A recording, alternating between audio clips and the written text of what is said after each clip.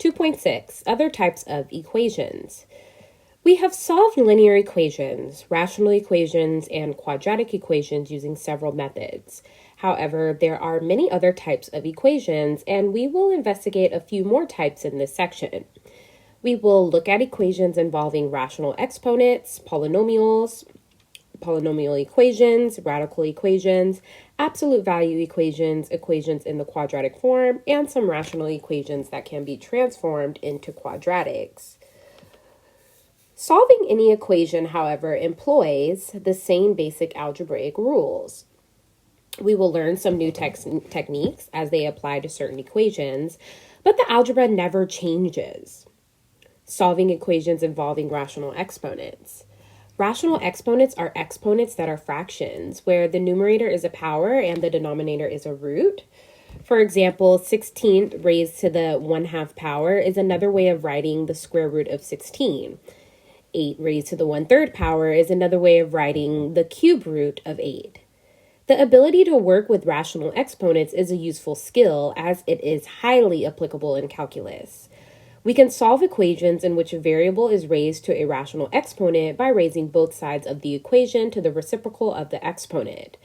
The reason we raise the equation to the reciprocal of the exponent is because we want to eliminate the exponent on the variable term, and a number multiplied by its reciprocal equals 1. For example, 2/3 multiplied by 3/2 equals 1, and 3 multiplied by 1/3 equals 1, and so on. Rational exponents.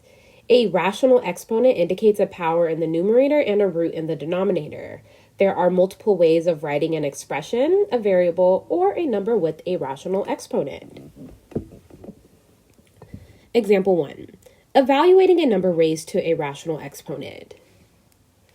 Evaluate 8 raised to the 2/3 power. Solution. Whether we take the root first or the power first depends on the number. It is easy to find the cube root of 8, so we rewrite 8 raised to the 2/3 power as 8 1/3 raised to the 1/3 power, all raised to the second power. 8 raised to the 1/3 power, all raised to the second power, equals 2 raised to the second power equals 4. Example 2. Solve the equation in which a variable is raised to a rational exponent. X raised to the 5/4 power equals 32. Solution. The way to remove the exponent on x is by raising both sides of the equation to a power that is the reciprocal, or 5/4, which is 4/5.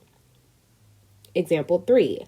Solving an equation involving rational exponents and factoring. Solve 3x raised to the 3/4 power equals x raised to the 1/2 power. This equation involves rational exponents as well as factoring rational exponents. Let us take this one step at a time. First, put the variable terms on one side of the equal sign and set the equation equal to 0. Now, it looks like we should factor the left side, but what do we do? What do we factor out? We can always factor the term with the lowest exponent. We rewrite x raised to the 1/2 power as x raised to the 2/4 powers. Then factor out x raised to the 2/4 powers from both terms on the left, and that gives us x raised to the 2/4 powers multiplied by 3x raised to the 1/4 power minus 1 equals 0.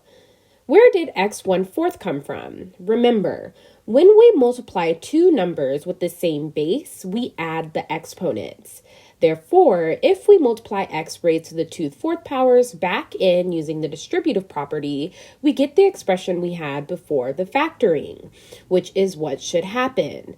We need an exponent such that when added to 2/4 equals 3/4, thus the exponent on x in the parentheses is 1/4.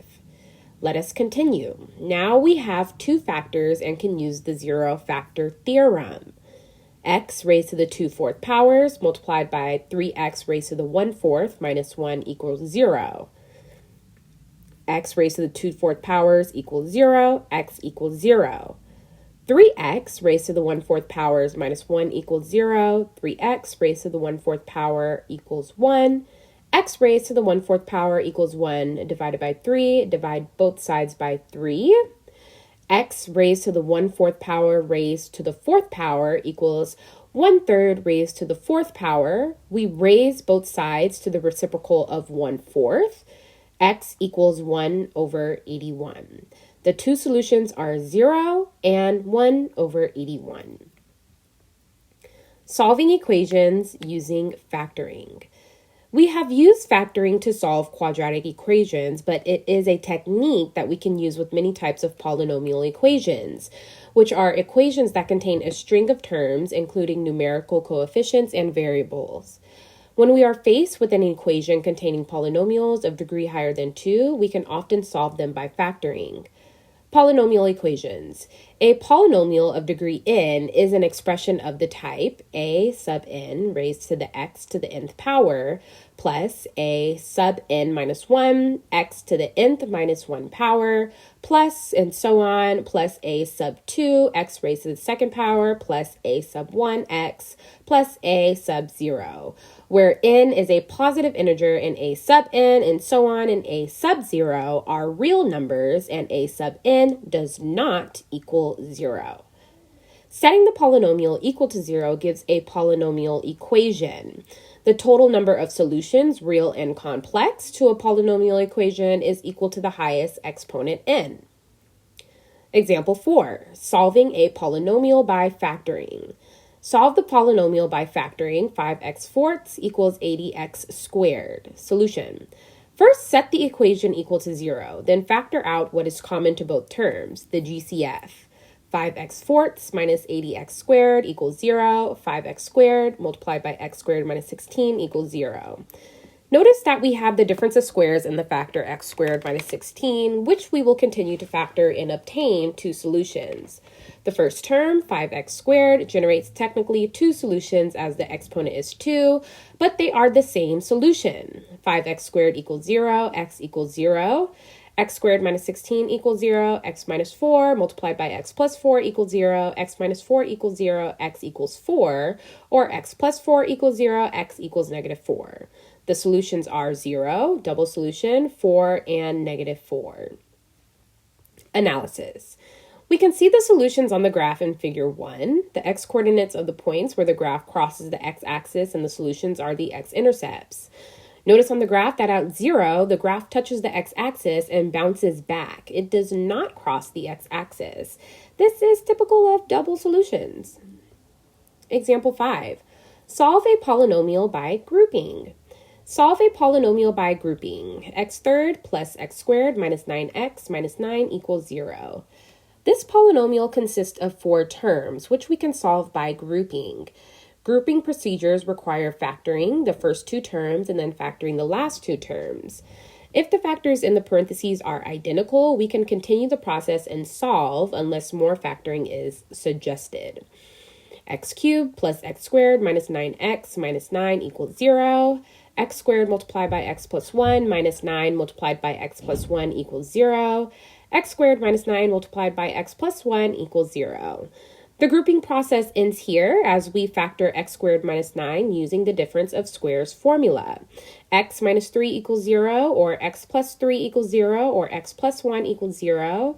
X equals 3, or x equals negative 3, or x equals negative 1. The solutions are 3, negative 3, and negative 1, and note that the highest exponent is 3, and we obtain 3 solutions. We can see the solutions, the x-intercepts on the graph in figure 2. Analysis. So we looked at solving quadratic equations by factoring when the leading coefficient is 1. When the leading coefficient is not 1, we solved by grouping, and grouping requires 4 terms, which we obtained by splitting the linear term of quadratic equations. We can also use grouping for some polynomials of degree higher than 2, as we saw here, since there were already 4 terms. Solving radical equations. Radical equations are equations that contain variables in the radicand and the expression under a radical symbol, such as the square root of 3x plus 18 equals x, the square root of x plus 3 equals x minus 3, the square root of x plus 5 minus the square root of x minus 3 equals 2. Radical equations may have one or more radical terms and are solved by eliminating each radical, one at a time. So we have to be careful when solving radical equations, as it is not unusual to find extraneous solutions, roots that are not, in fact, solutions to the equation.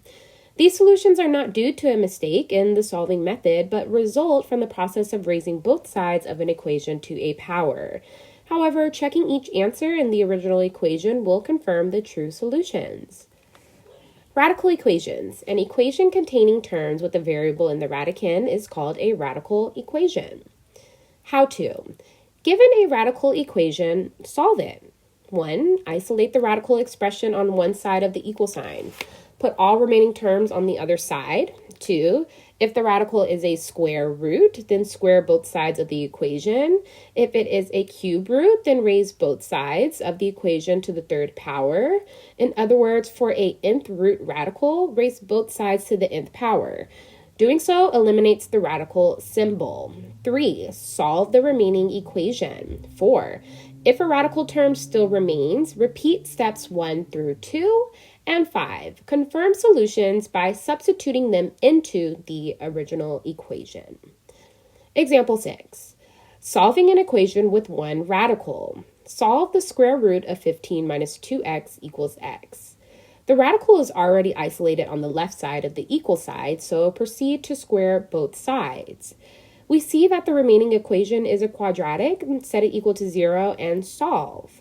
The proposed solutions are -5 and 3, and let us check each solution back into the original equation. First, check -5. 5 does not equal -5. This is an extraneous solution. While no mistake was made solving the equation, we found a solution that does not satisfy the original equation. Check 3. 3 equals 3. The solution is 3. Solving a radical equation containing two radicals. Example 7. Solve. The square root of 2x plus 3 plus the square root of x minus 2 equals 4. As this equation contains two radicals, we isolate one radical, eliminate it, and then isolate the second radical. Subtract the square root of x minus 2 from both sides. Square both sides. Use the perfect square formula to expand the right side. Combine like terms, isolate the second radical, square both sides. Now that both radicals have been eliminated, set the quadratic equal to 0 and solve. Factor and solve. The proposed solutions are 3 and 83. Check each solution in the original equation. One solution is 3. Check 83. 13 equals -5. The only solution is 3, and we see that 83 is an extraneous solution. Solving an absolute value equation. Next, we will learn how to solve an absolute value equation. To solve an equation such as the absolute value of 2x minus 6 equals 8, we notice that the absolute value will be equal to 8 if the quantity inside the absolute value bars is 8 or -8. This leads to two different equations we can solve independently. 2x minus 6 equals 8 or 2x minus 6 equals negative 8. Knowing how to solve problems involving absolute value functions is useful. For example, we may need to identify numbers or points on a line that are at a specified distance from a given reference point. Absolute value equations. The absolute value of x is written as the absolute value of x. It has the following properties. If x is greater than or less than 0, then the absolute value of x equals x. If x is less than 0, then the absolute value of x equals -x. For real numbers a and b, an equation of the form absolute value a equals b, with b greater than or equal to 0, will have solutions when a equals b or a equals -b. If b is less than 0, the equation absolute value of a equals b has no solution. An absolute value equation in the form absolute value of ax plus b equals c has the following properties. If c is less than 0, the absolute value of ax plus b equals c has no solution. If c equals 0, the absolute value of ax plus b equals c has one solution. If c is greater than 0, the absolute value of ax plus b equals c has two solutions. How to? Given an absolute value equation, solve it. 1. Isolate the absolute value expression on one side of the equal sign. 2. If c is greater than 0, write and solve two equations. Ax plus b equals c and ax plus b equals -c. Solving other types of equations. There are many other types of equations in addition to the ones we have discussed so far. We will see more of them throughout the text. Here, we will discuss equations that are in quadratic form and rational equations that result in a quadratic. Solving equations in quadratic form. Equations in quadratic form are equations with three terms. The first term has a power other than 2. The middle term has an exponent that is 1/2 the exponent of the leading term. The third term is a constant. We can solve equations in this form as if they were quadratic. A few examples of these equations include x to the fourth minus 5x squared plus 4 equals 0, x to the sixth plus 7x thirds minus 8 equals 0, and x to the 2/3 plus 4x 1/3 plus 2 equals 0. In each one, doubling the exponent of the middle term equals the exponent on the leading term, and we can solve these equations by substituting a variable for the middle term. Quadratic form. If the exponent on the middle term is 1/2 of the exponent on the leading term, we have an equation in quadratic form, which we can solve as if it were a quadratic. We substitute a variable for the middle term to solve equations in quadratic form. How to?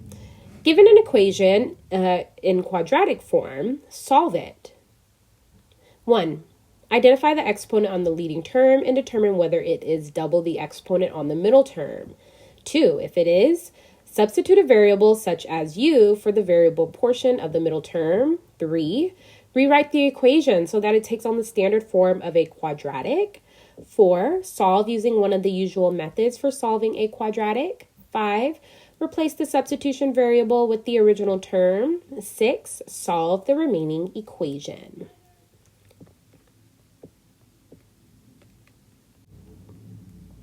Solving rational equations resulting in a quadratic.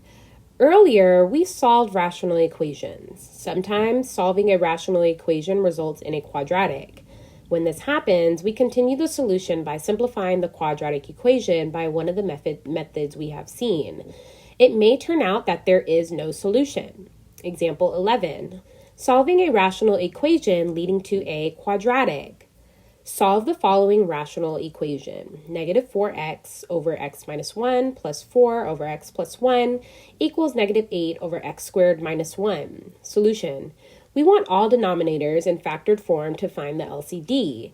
Two of the denominators cannot be factored further. However, x squared minus 1 equals x plus 1 multiplied by x minus 1.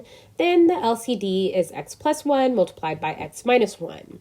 Next, we multiply the whole equation by the LCD.